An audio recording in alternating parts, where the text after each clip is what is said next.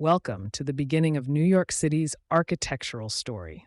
In this video, we're exploring the earliest phases of New York's architecture, the Colonial and Federal era, spanning from the 1600s to the early 1800s. New York's architectural roots go back to the 1600s, when it was known as New Amsterdam, a Dutch settlement. Buildings here were heavily influenced by Dutch architecture, featuring steeply pitched roofs, small wooden structures, and narrow, modest facades. Streets were winding and irregular, shaped more by the landscape and trading routes than by any grand city plan. One of the most famous examples of Dutch influence was the original Fort Amsterdam, built to defend the settlers from both European and Native American threats. Although none of these original wooden structures survived, their layout set the groundwork for what would eventually become Lower Manhattan. In 1664, the British took over New Amsterdam, renaming it New York. With the change in rule, architectural styles shifted toward English influence, particularly the Georgian style, which was characterized by symmetry, brick facades, and rectangular forms. Georgian buildings featured elegant touches like white painted wood trim, gabled roofs, and multi-pane windows. This style was popular among the city's wealthier classes, especially merchants and government officials, who constructed Georgian townhouses.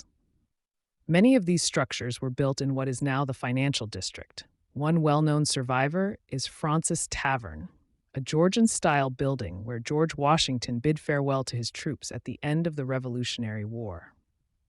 With America's independence in 1776, a new style began to emerge in New York City, the Federal style.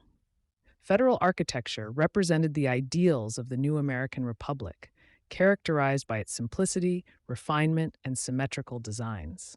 These townhouses were often made of brick, featuring narrow facades, small iron balconies, and decorative fan lights above the doors. Neighborhoods like Greenwich Village still feature Federal-style homes, capturing this post-revolutionary era when the city was transitioning from its colonial roots to a more independent identity. Although few buildings from this era still stand, places like the aforementioned Fraunces Tavern and homes in Greenwich Village offer a glimpse into early New York. These structures were more than just buildings. They were symbols of a young, growing city adapting to new influences and beginning to find its place in the world. The colonial and federal era laid the foundation for what New York would become. From Dutch wood frame houses to stately federal townhouses, each building told the story of a city shaped by change, resilience, and the beginnings of a uniquely American identity. Thanks for joining us on this journey through New York's architectural past. Be sure to subscribe for more on how this city's skyline